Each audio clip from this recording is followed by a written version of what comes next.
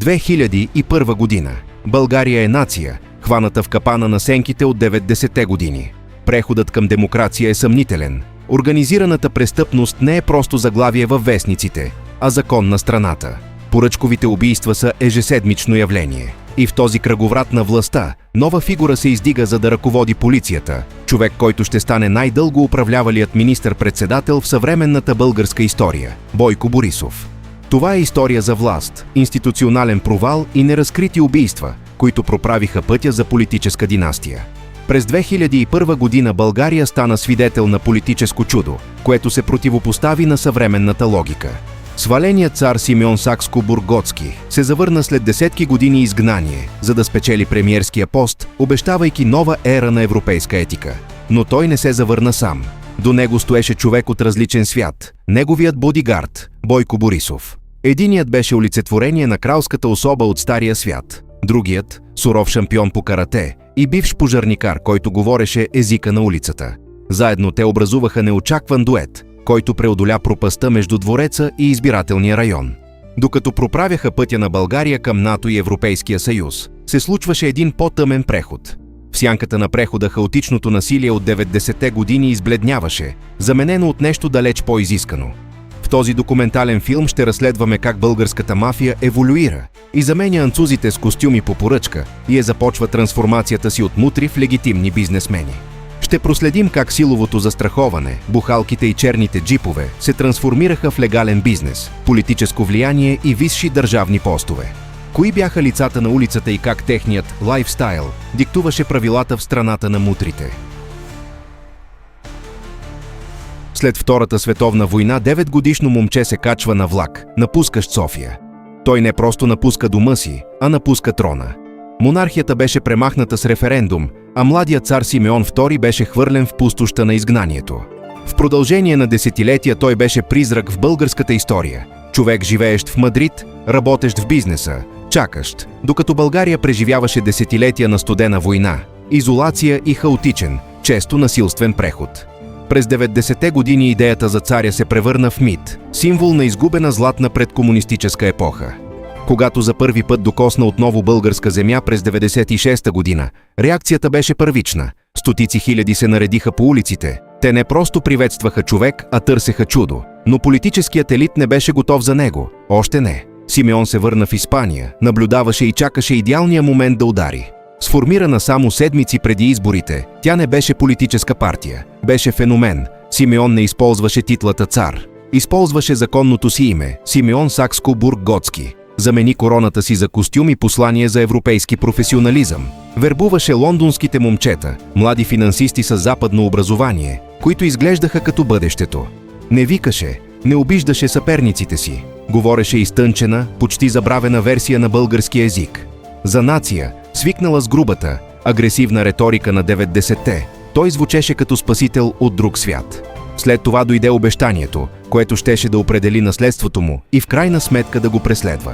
Симеон погледна в камерите и каза на българския народ: «Дайте ми 800 дни и аз ще променя живота ви». Това беше майсторски ход на маркетинга в страна, където хората живееха месец за месец. Конкретен краен срок се усещаше като договор. Той обеща да увеличи доходите, да намали корупцията и да въведе европейски стандарти на Балканите. Резултатът – абсолютна победа. Неговото движение взе 120 от 240 места в парламента. Царят вече беше министър-председател. Това беше политически експеримент, невиждан досега в историята. Монарх, завръщащ се, за да ръководи републиката, която го беше изгонила. Но докато шампанското се наливаше, сенките започнаха да се сгъстяват. Спечелването на избори е спринт. Управлението на преходна епоха. Балканската държава е маратон през минно поле. Симеон имаше доверието на народа, но наследи страна, където границите между държавата и подземния свят бяха размити. За да управлява, той трябваше да сключва сделки със същите структури, които обеща да разруши. И този 800-дневен часовник, той вече тиктакаше. Докато царят говореше за европейските стандарти в залите на парламента, по улиците се договаряше различен вид власт.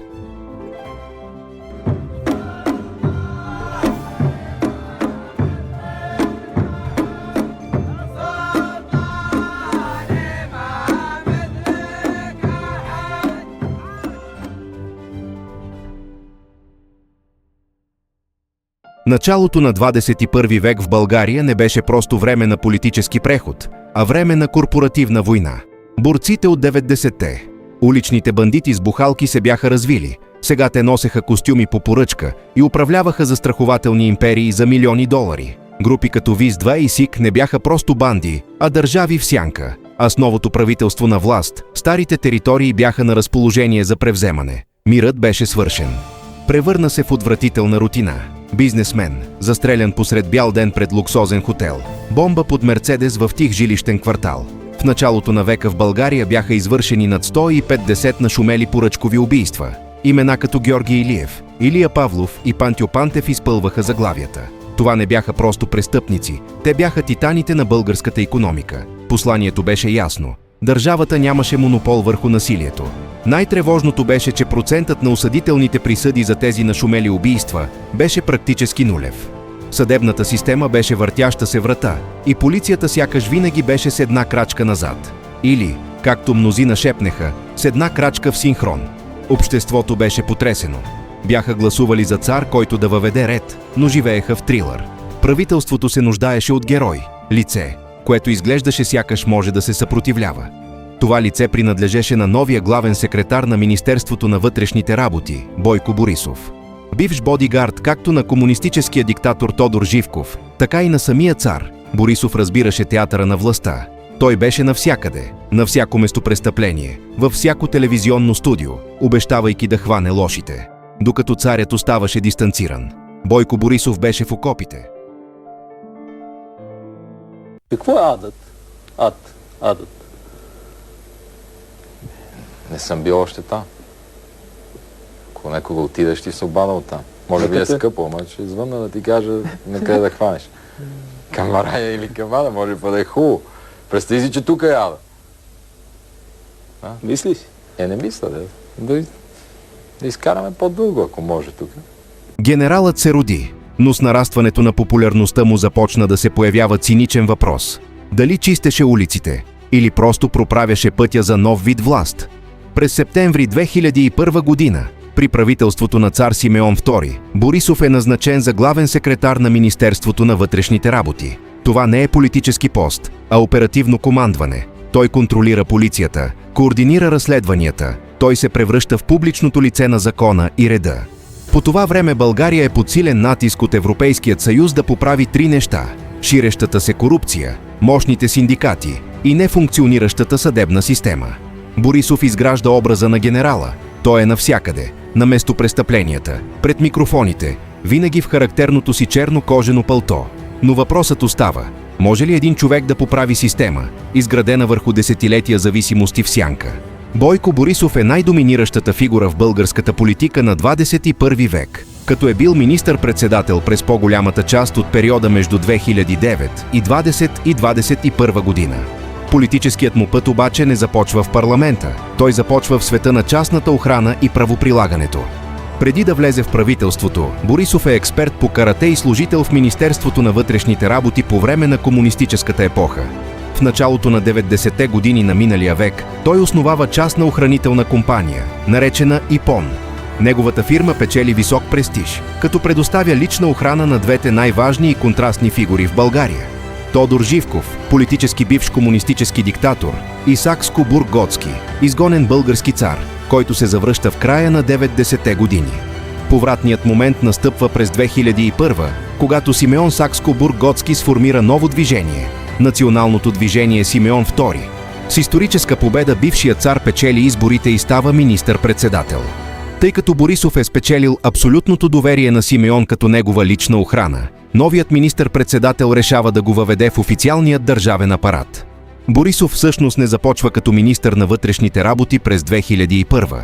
Вместо това е назначен на най-влиятелния професионален пост в министерството – главен секретар на Министерството на вътрешните работи. Борисов приема образа на корав човек, често се появява на местопрестъпления с черен кожен шлифер. Той се позиционира като неуморен кръстоносец срещу мафията, което резонира с обществеността, уморена от хаотичния преход на 90-те години на миналия век. Но в София въздухът мирише на стар барут и скъп бензин. Преходът от 90-те не донесе мир, а просто прецизира целите. С настъпването на новото хилядолетие застрахователният бизнес се развиваше в нещо далеч по-смъртоносно. Започна не с шепот, а с грохота на експлозия, която разкъса сутрешната тишина на тиха жилищна улица. Мъжете, прекарали декадентска епоха в изграждане на империи върху руините на социализма, внезапно осъзнаха, че бронята им е от стъкло. Атмосферата е изцяло в черно. Мощни бронирани джипове, единственият символ на абсолютна власт, се превърнаха в мобилни ковчези. Докато светът наблюдаваше променящата се геополитика на новият век, България беше впримчена в локализирана, дива борба. Борците вече не се сбиваха само във фитнес зали. Те изпълняваха тактически удари посред бял ден. Войната не се ограничаваше до задните улички. Тя се водеше пред праговете на луксозните хотели, пред популярните кафенета на булевард Витоша и на паркингите на новите мулове. Ударите бяха професионални, клинични и ужасяващо публични. Новата ера. Това не беше хаотичното бандитство от 90-те. Това беше корпоративна ликвидация, извършена с Калашников.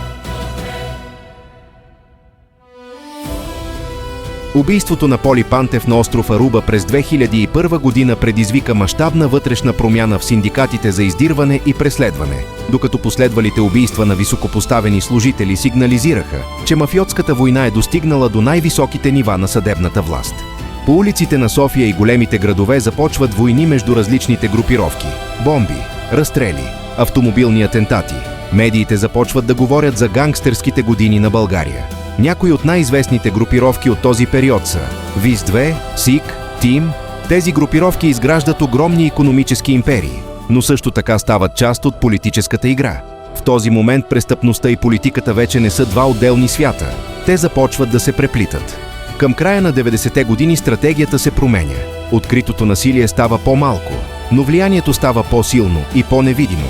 Хора, свързвани с групировките, започват да стават бизнесмени, купуват банки, инвестират в медии, финансират политически партии. Някои дори директно влизат в политиката.